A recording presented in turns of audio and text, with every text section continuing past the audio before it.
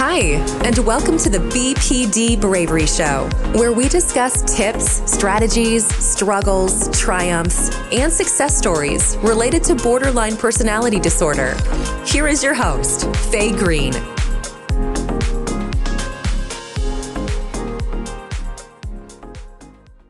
Hi everyone, if this is your first time here, welcome to the BPD Bravery Show. If it's not your first time here, then welcome back. Today's guest is Sharon Simon, who has audiences howling with laughter with her sometimes edgy, always hysterical comedy. She has been seen on SNL, Comedy Central, and is a featured host of the New York City Pride Parade.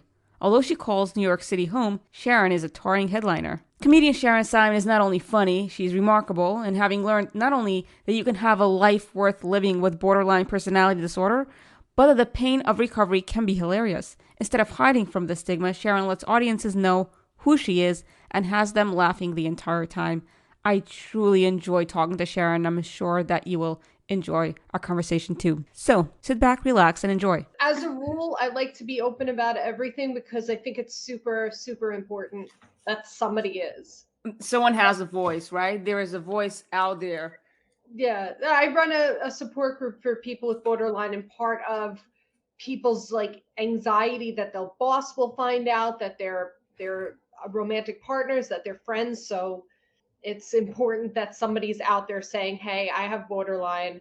I'm not a stalker. I'm not threatening to kill anybody. And all those ugly stereotypes that we battle, that right. I'm able to do that. So please feel free to ask me anything. And I appreciate that, and I'm comfortable saying. Wow. So you have a support group that you facilitate. Mm-hmm. That is so cool. In New York City? So it was in New York, but then during the shutdown, I went virtual, and I just kept it virtual. Oh, wow. Yeah. That is really cool. It's through Meetup. It's called Life on the Borderline. A mother of somebody living with borderline started the group. And so I inherited it, and I'm always looking for helpers. So I put that out there too. Like if anyone wants to facilitate a group because people want more groups than I'm able to do. Wow, that is so cool. Thank you. And it's important because I know recently there was the BPD Fest from Emotions Matters, Mm-hmm. and they sent out a survey seeing how do you feel about it, what do you like. Mm-hmm. And for me it was just seeing that there are so many others that struggle just like myself, and I'm not alone. Yeah, to know that you are not alone, because when I got my diagnosis, it was a relief. It was the first time I felt like, oh, I'm not the only one that struggles with this on a daily basis. So support groups are so important. So now you're a comedian. What got you into comedy? So I've been in entertainment since I was a kid. I was on Saturday Night Live when I was very, very young. I was auditioning then. It was the one thing that I loved doing and was actually good at. I would go into my parents' laundry bags and I would put on their dirty clothes and pretend to be all different kinds of characters. Started improv very, very young. But what got me into stand-up specifically was I had given up on being an entertainer completely. I had moved to Los Angeles thinking that I was going to be a serious actress, and no one ever hired me to do anything serious. I completely gave up and moved home to Hudson County and started taking classes in business, thinking I was going to finally get my life together and be organized and get my finances in order. And it wasn't me, but I was trying really, really hard. And then 9/11 happened, and I thought about all of the people who died sitting at their desks, doing things they didn't want to be doing with their lives, hoping that someday it would make them financially comfortable. And I was like, that life isn't for me. So I tried stand-up once. I was terrible at it. My mother encouraged me to try again. And the second time was very, very different. Oh, wow. I'm having this dilemma. I was discussing with a friend, what should I do? And I came up with all those ideas that make really nice money, like IT, and it's things that I would hate. Just thinking about it, my stomach starts to turn. I feel like I don't want to do it, but then you think, oh, the money is there. And my friend was telling me she's retired now. She told me she was an IT programmer. She said, I hated And she's an artist now. She's got a Mhm. gallery in Italy. She said, I hated my work. Don't do that. If you're going to not like what you're doing, it's not worth it. No matter what the money is, don't do it. I agree 100%. It's sort of like I don't have kids, so for me to say that I know that people make these choices for their family and for their children, um, I don't have to make extra money for my parrot, really. So it's not, it's not the same thing. But life is not meant to be lived for the weekends and for the 2 weeks of vacation. Life is in every moment, and if you hate what you're doing in every moment, I think it's a sad way to live. Yeah, it's just difficult, especially in the society, to Yeah. remember it because the hustle culture is pushed on us. And there was another friend I spoke to today, and he keeps on telling me that I gotta work harder. I think to myself, am I not working hard enough? I'm sure you are. I'm curious, what kind of business do you have? E-commerce, so I manufacture things, import, and sell online. Cool, cool. Yeah, and I enjoy it, I really do. But for the rest of the year, I gotta find something that's fulfilling. Yeah. And doing nothing is definitely not good. I can tell you that. I think that for people with borderline, doing nothing can be very bad. Our For minds me, start to race and oh, I mean, it's taken me down such a dark hole. I've been begging my neighbor, and he's an HVAC. He Mhm, cleans roof. What do they call it? All those big air conditioned things. And I'm like, mhm. can I help you? Just so I have what to do with myself. Yeah. And he's like, no, you gotta. It's more difficult than you think it is. But Yep. yeah. So you got into the entertainment business, and Yeah. I've tried to get out of it many times. I've tried for there to be a different kind of life for me, and really, it just isn't. Yeah, it wasn't after I was hospitalized and I was going through the tail end of DBT is when I met my husband and the man who would become my husband, and started to feel like, okay, now what? And I trained to be a peer specialist. That's with running the group, but I also I landed a full-time job working at a housing organization as well as working for the NYPD. And I was like, okay, I'm going to do this now. But I feel like there are certain things about us that we just simply can't change. And I always belonged in the entertainment industry, and that's where I always go back to. So now, this time, which has been for about the past 8 years, I think, when I'm not feeling it, I do it anyway. And I push through, and I come out the other end stronger. so what would you say about managing pain through laughter? So this is for me, and I can't stress that enough because I could possibly offend people, and it in no way, shape, or form mean it to offend anybody. But when bad things happen, sometimes I find humor through it. So I'll tell you something about myself that is very personal and is part of what happened. I spent 4 years of my childhood in a full on forced adult relationship with a boy that was older than me, who forced me to do a lot of things and really, really tortured me. He did this because homophobia at the time was pretty severe, and he was doing it from his perspective. And I don't agree with this because I know a lot of gay people, and a lot of gay people would mean a lot of people who've had histories like I've had, and I've never met anybody who went through what I had. But he blames it all on that. And the fact that he did that, the fact that I was molested, but I was being dressed more than I was being touched, all of that, I find humor in. I'm working on a one-person show about what happened. I'm working on battling the stigma of homosexuality as well as mental illness, and how important, like, if there is a culprit in this story, it's stigma and prejudice more than anything else. So that to me is funny. It makes me laugh, and by laughing at it, it hurts less because I can't change that it happened, but I Do can you, decide to find it funny instead of depressing. do you think that there has to be a time lapse between the painful event? and being able to laugh about it? Or say if something bad happens to me now, not I don't want to curse myself, but if something bad happens to me now, would I be able to laugh about it now, or would I have to like kind of remove myself and have time pass I in would order? say that that depends on the event and on you. What I'm telling you now, what I just told you when it was happening, I was locked in a part of my head where I was being tormented. I did not find any humor in what was happening. However, recently, a few years ago, my father passed on, and he was in his 80s. He was in the hospital. He had a lot of serious health conditions. I had not seen his living will. We knew he was going to die soon, so I needed it because decisions had to be made. Like living will, in case anyone watching doesn't know, it doesn't have to do with belongings. It has to do with how aggressive somebody wants the treatments to be once they're past a certain point and you know that they're not going to survive. So I was looking at the living will, and in the living will, it said that he didn't want to donate his organs.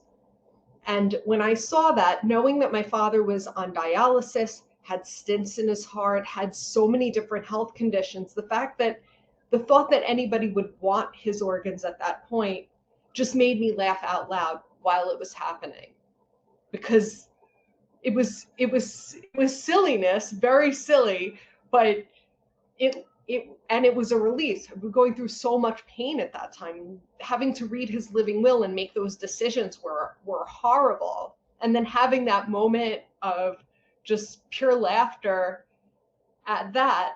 And I'm saying this to anybody watching, I I know it's horrible. And I don't mean it in any way, shape, or form to be offensive. I love my father. I was his caretaker, and it was heartbreaking. But my laughing at that didn't hurt anybody.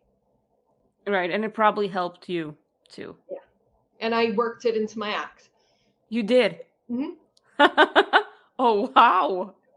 And So I have a few minutes in my act where I talk about my father passing, and it works very well. But when I try to talk about what happened to me as a child, people get so uptight that they don't find it funny. So I can't do it in straight stand up. It's got to go into a one person show where people walk in and know what they're in for a little better. I'm confused. What's the difference between stand up and a one person show? So stand up is very specific. You go to a comedy club to laugh. Right. If you go to a comedy club in New York City or Los Angeles, a few other places, you may see a showcase show with lots of different comedians doing anywhere between 7 to 20 minutes. And you're going to see, so if you don't like this one, you'll like the next one. And even though some of the jokes are very heartfelt, the jokes are jokey, if that makes sense. Yes. Even if it's a story, even if it's heartfelt, whereas a one-person show is someone's story, and not every aspect of it may be funny. So doing a special, like, I don't know if you saw Monique's special. Monique's special had a lot of heart in it. You could have called that a one-person show, or you could have called it stand-up. There are specials that are like that. John Mulaney's new specials like that. But when it's just you doing a show about personal things, and of course, if a stand-up comic does this, they're trying to make it funny. Of course, that's why people are there, huh? To get the laugh, because we all need laugh. Because laughter is medicine. What I think. Absolutely. I could sometimes be in a real bad place, and then I'll just listen to comedians. It helps. It really does help. It changes my mood. So there's another thing that I think is really important for anybody living with borderline symptoms to know. It's that when we watch old sitcoms that we grew up with, whatever old sitcoms you've seen, a lot of times it releases oxytocin in the brain. So if you've had a hard day and you just want to zone out to something that's like really familiar, it's not a waste of time. It's medicine. Thank you. I want to discuss the stigma with BPD in the mental health community. How do you see it displayed? So I think it's gotten a tiny bit better over the past few years. But when I was first diagnosed, I was very relieved to finally, like you had said, like really relieved, like, oh, this is what's wrong. I'm not alone. There is a way to get better. But my sister is a psychotherapist and has psychotherapist friends. And one of her psychotherapist friends, who I had considered a friend at the time, was like, you don't want to be one of them. You don't want to be a borderline. They're dangerous people and never get better. When I worked in mental health housing, if a client had borderline symptoms, the social workers openly bashed them in the office, knowing full well that I lived with borderline and ran a support group, that the stigma is so bad that they felt as though I should be okay with them bashing me and people like me in my presence. So for that reason, I think speaking out, it's some of the, and if you look online, we go. So I married an occupational therapist, and he doesn't work in mental health. He works with kids. But when he and I were getting to know each other, he was still in school, and I was so scared to tell him, because a little bit of knowledge is so much worse than none. Google it. Google borderline personality disorder, and it's horrible what they say about us, and it's wrong. I've been running this support group for a very, very long time, so I'm not just speaking from my experience of what I experienced, but what I experienced in the group members, that the commonalities are highly sensitive, strong emotions, difficult managing strong emotions. Those are the only things that across the board. Then some people struggle with some boundaries, some people struggle with identity and keeping jobs, but that stuff's not even everybody. My biggest struggles is the emotions part. And for me, I used to, in the beginning, I thought, I wish I didn't have any emotions. I wish I didn't feel anything. Wouldn't life be a lot easier? And I know that's wrong, because emotions, you could use emotions for just the opposite. You could use emotions to pour your emotions into art, right? Yeah. Or into, I don't know what else. You tell me, what else could you use your emotions for in a good way? I saw the Grand Canyon. I've only been there once, so when I saw it, I was just overwhelmed with a feeling of awe and shock. And I still remember how intensely I felt that feeling. I had traveled there with a group of my college friends, and everybody was having a good time, and they were like, oh wow, it's so cool. And I was just filled with so much intense energy of something magical. The way I feel when I hear music that I absolutely love, the way I feel when I have a good set. I've been told that I was the happiest bride anybody had ever seen. So there's a lot of good to it. And at this point, I really don't regret having very strong emotions. I'm still struggling a little bit with them coming on quickly and lasting long. Those two. But I don't mind when they come on. I don't mind having them. I just having a little bit of time before they, if you get shoved on the subway and you feel victimized, that feeling while I'm on the subway, not having a moment to process it, and then 2 hours after I'm home and the incident's over, it's still feeling it in my body. I wish for that in the future to be less. So sometimes with emotions, I personally have, when I've had a lot of emotions, and I've written some really great pieces when I've got emotions can sometimes make me take action in a good way. Oh yeah. But other times when I'm overcome with certain emotions, which are not good, which is more like despair, frustration, how do you take that and channel it into something good?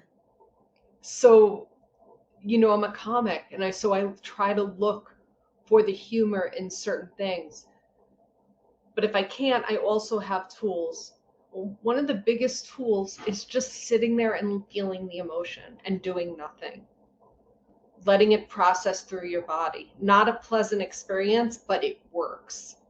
The easiest way I can describe doing this is if, have you ever had brain freeze? Like drank something really cold and had it like hurt your sinuses? Ouch, yeah, the slushy 7-Eleven. Yeah.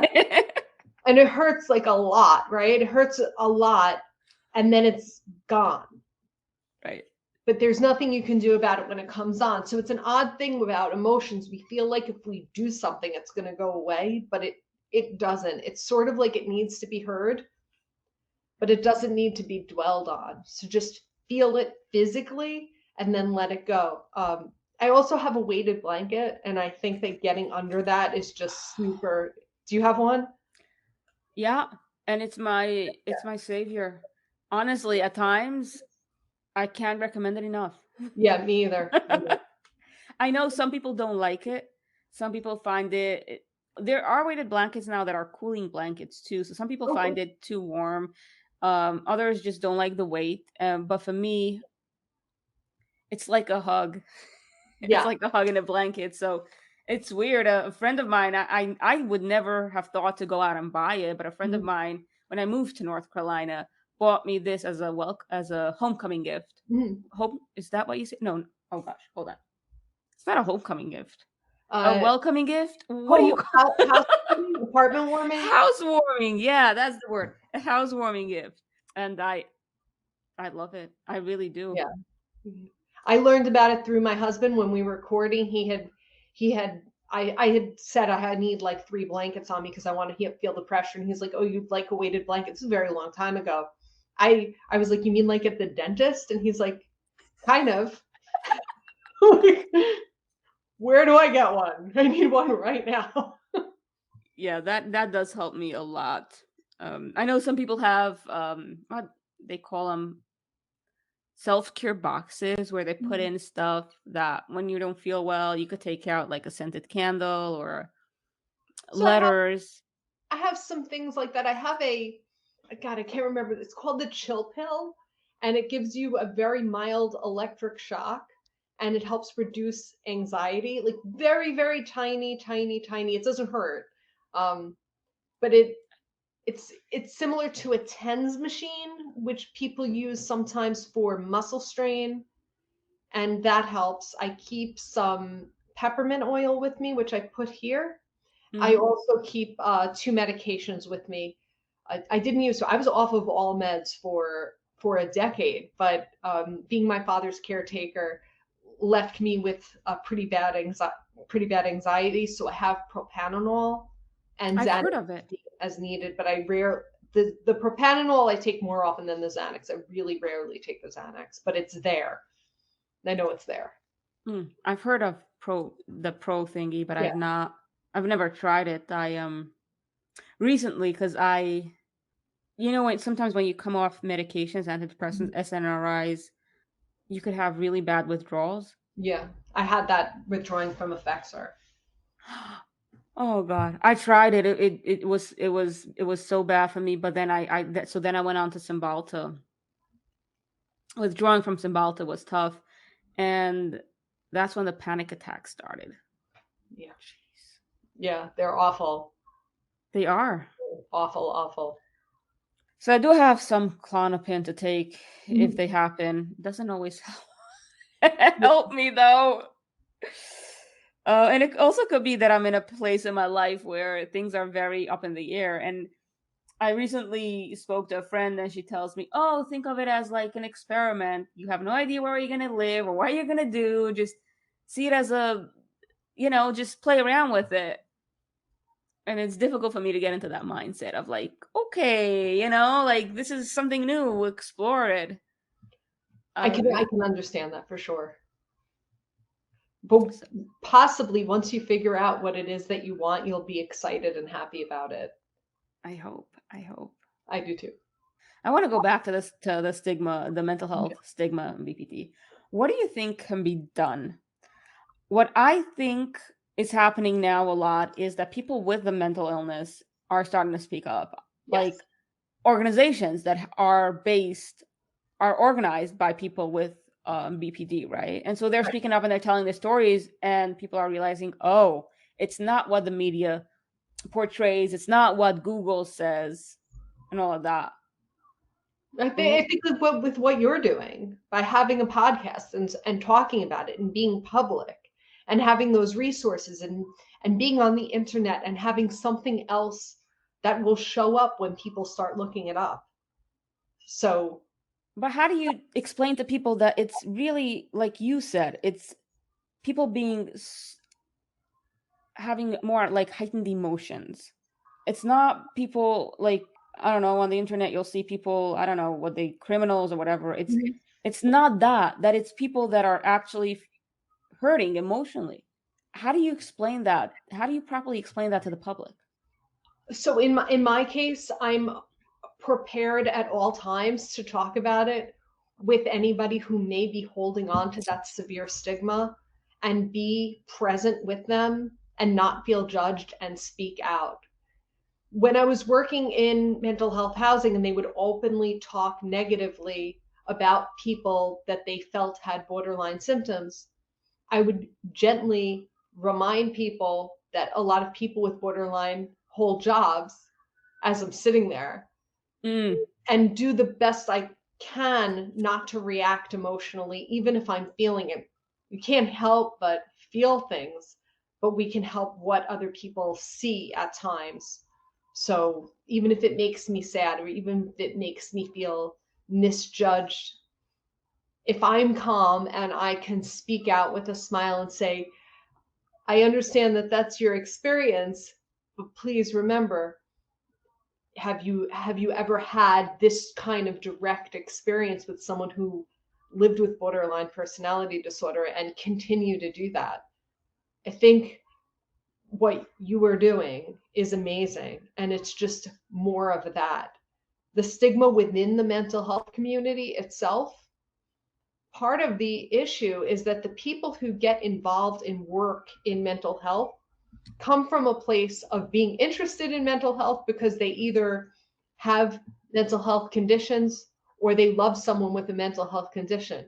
Oftentimes, the difference between somebody who's a peer specialist and somebody who's a social worker is their self identification and ability to look at themselves and be like, hey, I want to help people who struggle because I have XYZ and I'm willing to look at it, as opposed to somebody, and not all social workers. The person who saved my life was a social worker, so it's not.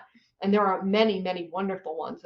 I worked with wonderful ones, and I worked with ones that definitely did not have the level of mental health that I did, but didn't identify it themselves.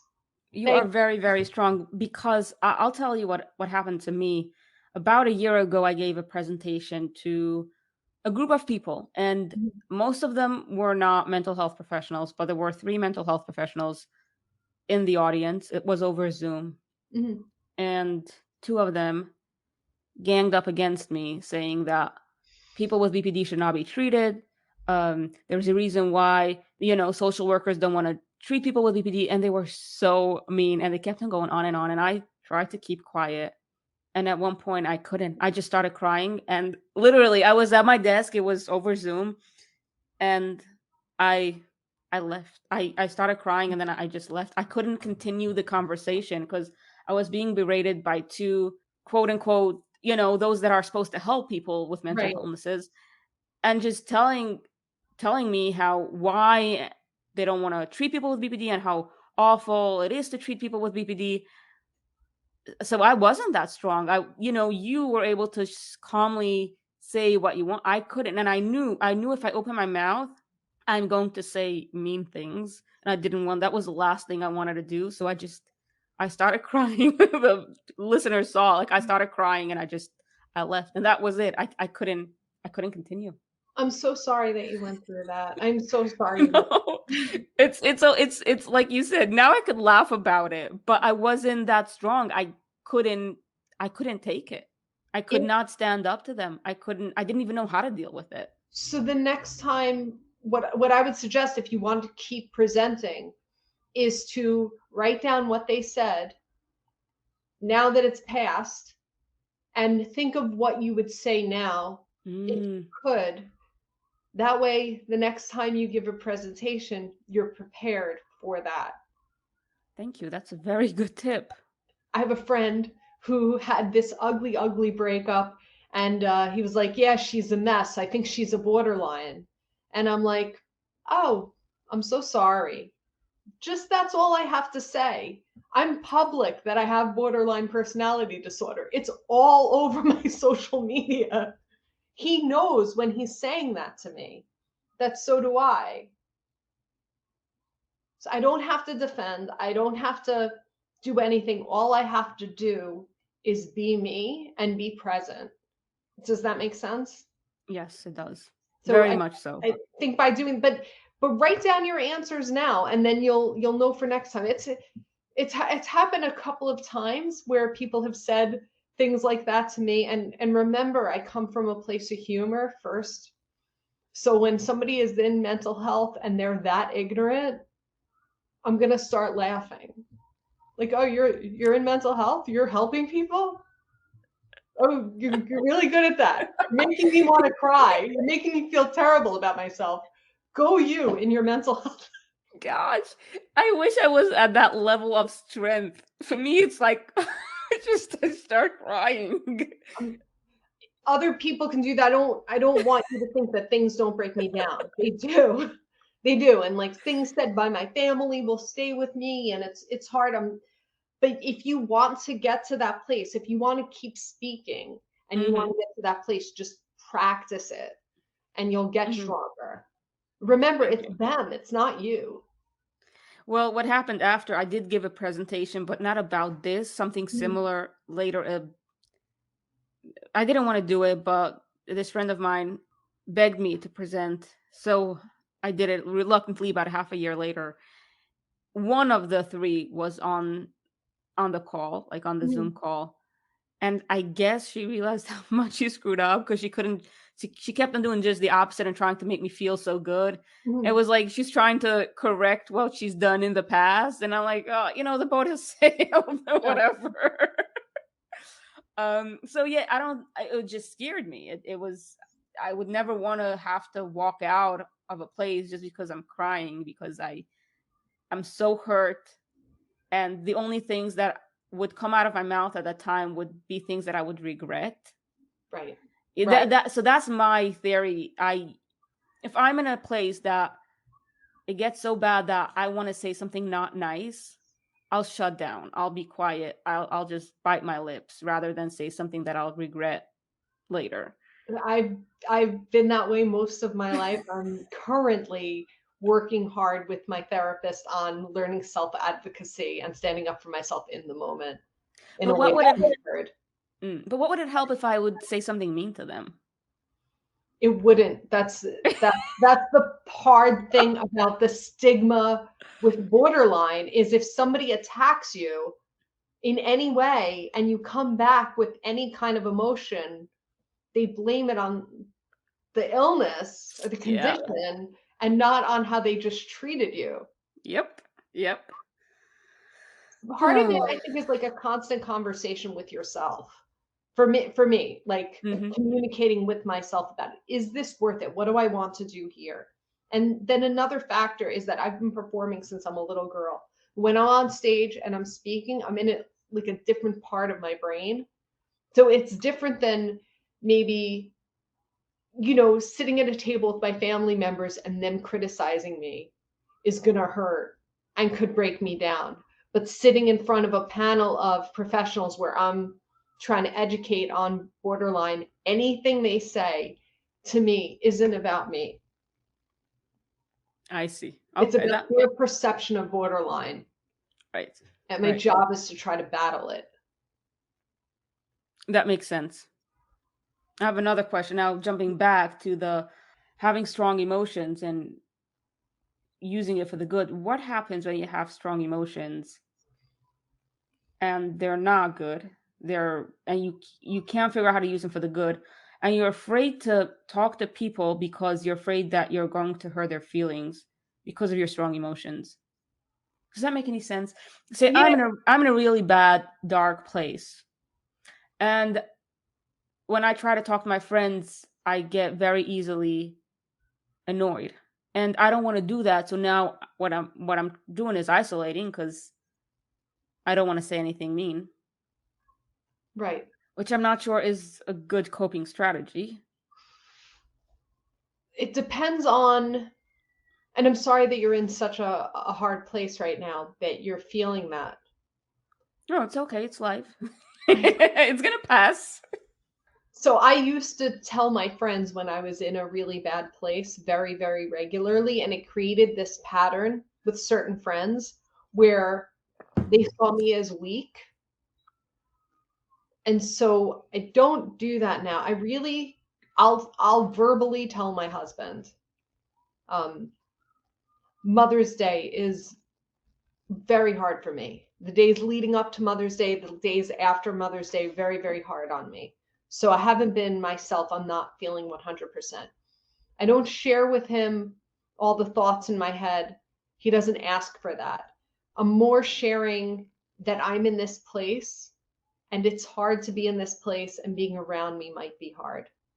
Mm-hmm. So I think one thing you can do is know, if you know what you need, you can ask for it. But if you go to your friends with just pain, they can't necessarily do anything to help you. So first, try to pause and know what you need. That might not be possible right now. It's easier to know what you need when you're not feeling well, when you are feeling well. It depends on the person. I think part of the issue that I have had with my family for decades that I really, really regret now, but I do my best not to hurt myself with that regret, was that I lumped all my family together and didn't see them as individuals interacting with me very, very different from each other. So I have some family members, I feel like I'm not doing well, I need support. I have family members that if I'm not feeling well and I see them call, I have to wait until not only am I feeling well, but I have no work that day. So in case the conversation makes me feel bad, I'm okay. But there's been a lot of loss in my family, and it's changed the dynamics of it. But everybody in my family knows I was hospitalized. Everybody in the family knows that I spent my childhood as confined by this older kid that had no voice and wasn't allowed to grow into a young adult in the ways that most people are in this country. They all saw it. Oh, wow. I'm so sorry that that happened to you. I thank you. I often think, I hate that it happened. Not saying that I'm glad that it happened, but I have a really cool life now. And had that not happened, I think, I'm at the stage in life where things would be slowing down, and I'd be all about my kids, and I'm not. There is some regret that I'm never going to have kids, but I'm living an interesting life, and I might not have otherwise. Doesn't mean I forgive him. I've learned recently everyone's like, you forgive for yourself, you don't forgive for the other person. You have to forgive to move on, and like, no, you don't have to. It's okay. No, it's enough to say no. Yeah. You could move on without forgiving. Yeah. 100%. Yeah. One more question before we wrap this up is, what would you tell for anyone? Do you have any advice for anyone watching or listening to this? It's such a hard thing, and it was such a hard thing to learn, but nobody can help you. Something inside you has to shift to do the work to make those new pathways. If something bad happened, and I don't want to get into it because it's not really a big thing, but something kind of bad happened to me last night, and it set off a fear and anger and sadness response in me that kept me up all night. I wanted to come home and I wanted my husband to make it go away, but he can't. The colleague that caused it, I wanted to tell him off, but that would have done nothing too. All I had to do was feel it and be present with myself and know that I didn't want that experience last night to be what dictated my day today. But only I could make that decision. That being said, I would not have been able to make that decision prior to going through 2 years of very focused DBT. DBT is not for everybody. It's what worked for me. EMDR made me worse. Psychotherapy did not help. if you're with a therapist and it's not working, if you're not getting better, keep looking for what does work. Don't put any self-blame on yourself, but look for the strength inside yourself to be what you want to be. And know that a life with strong emotions is a good life. It's a different life.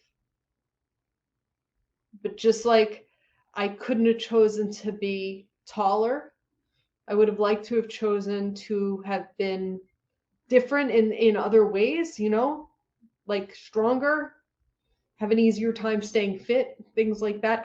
I can't be anything other than what I am. But learning how to live with it to the best of my ability through myself has been what's made it better for me.